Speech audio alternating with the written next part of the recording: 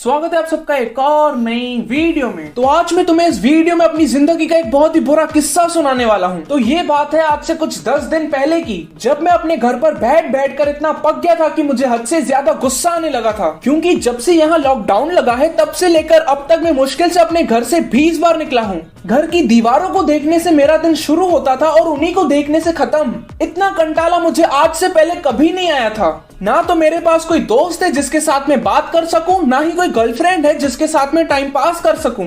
But पहले ऐसा नहीं था। पहले मेरे पास करने को कुछ काम हुआ करता था, जिसकी वजह से मैं घर से निकलता था, बाहर लोगों से मिलता था, उनसे बात करता था, सब सही चल रहा था। पर अब ना तो करने को कुछ काम है, ना ही बात करने के लिए कोई लोग हैं। अकेला रह रहकर मैं इतना अकेला हो गया हूँ कि कुछ दिन पहले मैं अपनी एक्स को मिस करने लगा था। फिर मुझे याद आया कि मेरी तो आज तक कोई गर्लफ्रेंड ही नहीं थी। और इस चीज के पीछे का मैं क्रेडिट देना चाहता हूँ सिंगर अरिजीत के सॉन्ग्स को।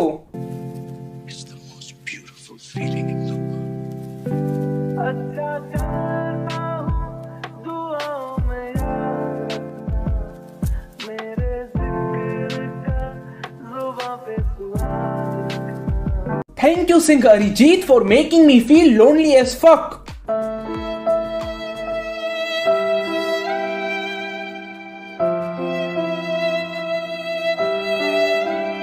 पर यहाँ तक भी सब ठीक था, क्योंकि इसके बाद जो हुआ उसने मेरी हालत एक मुरझाए हुए फूल जैसी कर दी। मैं यार सच बता रहा हूँ, अगर मैं इस साल अपने ऊपर एक किताब लिखता तो मैं उसे नाम देता आर्यन उदास। चलो मैं तुम्हें बताता हूँ कि क्या हुआ है मेरे साथ। तो आज से कुछ दिन पहले मैं बहुत बोर हो रहा था और मेरे अंदर चुल मच रही थी कि मैं अपने घर से बाहर निकलकर कहीं 40 किलोमीटर दूर किसी सड़क पर जाऊं और जोर से चिल्लाऊं, मचाएंगे। दिमाग में ये सब ख्याल आ ही रहे थे कि इतने में मेरे कजिन भाई का कॉल आया मुझे, और उसने मुझसे कहा कि मैं देहरादून जा रहा हूँ, क्या तू चलेगा मेरे साथ। और ये सुनने के बाद मैं इतना खुश हो गया कि मुझसे मेरी खुशी कंट्रोल नहीं हो रही थी। एक्साइटमेंट में मैंने उसे बिना कुछ सोचे हाँ बोल दिया।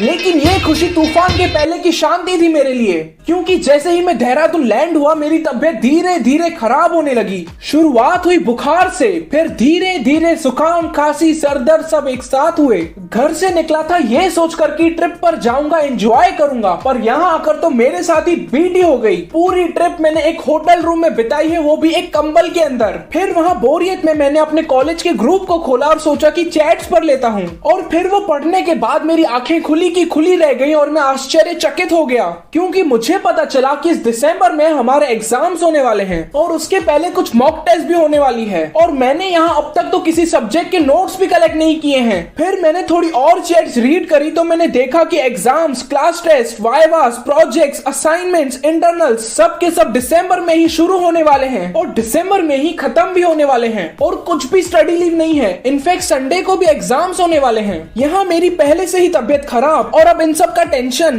फिर मैंने सोचा कि जो होगा देखा जाएगा और मैं सीधा जाके सो गया। फिर अगले दिन हमारी फ्लाइट थी घर के लिए, तो हम एयरपोर्ट पहुंचे। तो वहां हुआ हमारा टेम्परेचर चेक और मेरा टेम्परेचर था 100 के ऊपर कुछ। तो वहां एयरपोर्ट पर उन्होंने मुझे रोक लिया और कहा कि तुम कोरोना पॉजिटिव हो सकते हो, हमें आपकी कुछ 70 घंटे पहले की रिपोर्ट चाहिए। फिर मैं जरा साइड में जाकर बैठा और मैंने सोचा कि एक बार घर पे कॉल करके मम्मी को बता दिया जाए। फिर मैंने जैसे ही अपने पॉकेट्स में हाथ डाला तो मैंने देखा कि मेरा मोबाइल वहां था ही नहीं। फिर थोड़ा बहुत ढूंढने के बाद मैंने रियलाइज किया कि मैंने अपना मोबाइल घुमा दिया है कहीं।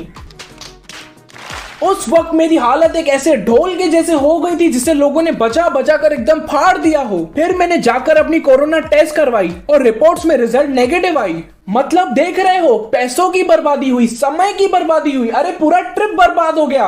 और जब मैं फाइनली अपने घर पहुंचा तो मैंने 2 दिन तक सिर्फ नींद ही की है बस, क्योंकि अब ना तो यूज करने को मोबाइल थी, ना ही बात करने को कोई दोस्त था, ना ही करने को कुछ काम था।